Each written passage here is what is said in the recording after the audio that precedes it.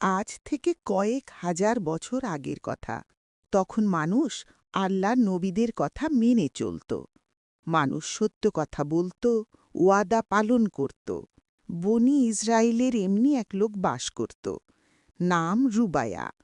সে দেশ বিদেশে ঘুরে বেড়াত আর বন্দরে বন্দরে ব্যবসা করত। একবার বাণিজ্যে যাবার আগে কিছু স্বর্ণমুদ্রার টান পড়ল। ভেবে দেখল কারো কাছ থেকে ধার নেয়া ছাড়া গতি নেই।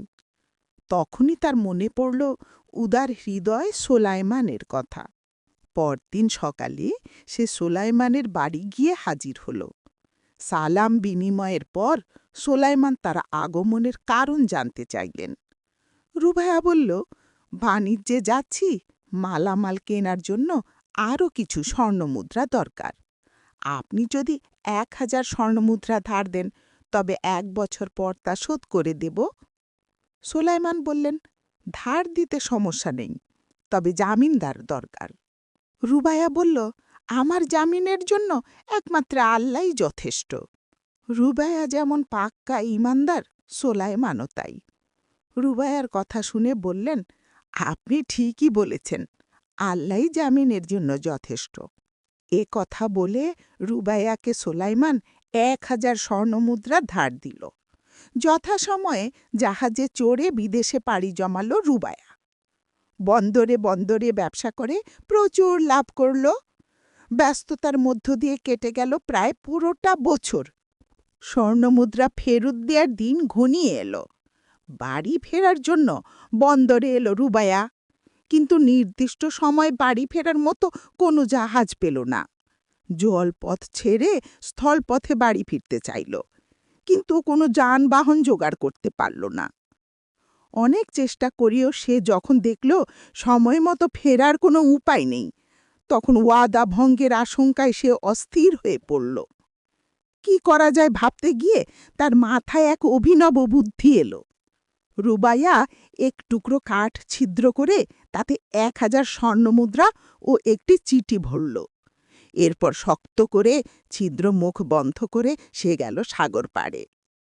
তীরে দাঁড়িয়ে সে আকাশের দিকে তাকিয়ে বলতে লাগল, হে আল্লাহ, তুমি জানো আমি সোলায়মানের কাছ থেকে ১,০০০ স্বর্ণমুদ্রা ধার নিয়েছি। সে জামিন চাইলে তোমাকেই জামিন মেনেছিলাম।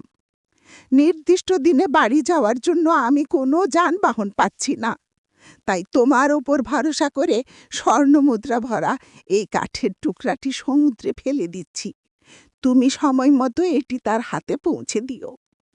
রুবায়া এ কথা বলে কাঠের খণ্ডটি সমুদ্রে ফেলে দিল।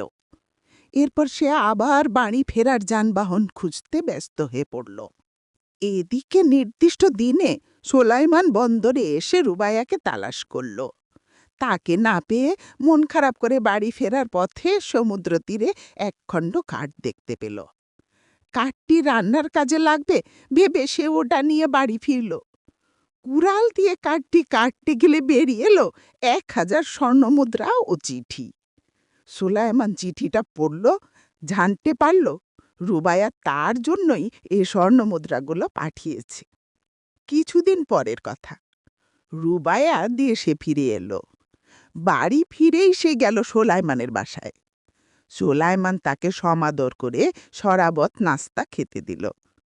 খেতে খেতে রুবাইয়া বলল, বিশ্বাস করুন, নির্দিষ্ট দিনে আপনার পাওনা ফিরিয়ে দিতে আমি অনেক চেষ্টা করেছি, কিন্তু কোনো জাহাজ না পাওয়ায় সময় মতো ফিরে আসতে পারিনি।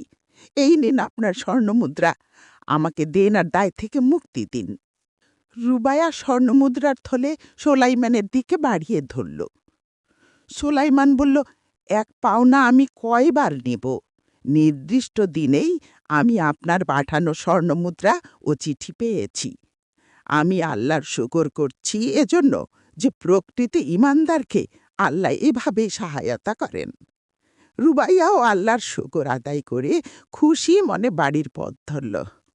গল্প থেকে শিক্ষা। এই গল্প থেকে আমরা জানতে পারলাম, আল্লাহর উপর পরিপূর্ণ আস্থা ও বিশ্বাস থাকলে আল্লাহ কাউকে নিরাশ করেন না। মুমিন কখনো ওয়াদা খেলাপ করেন না।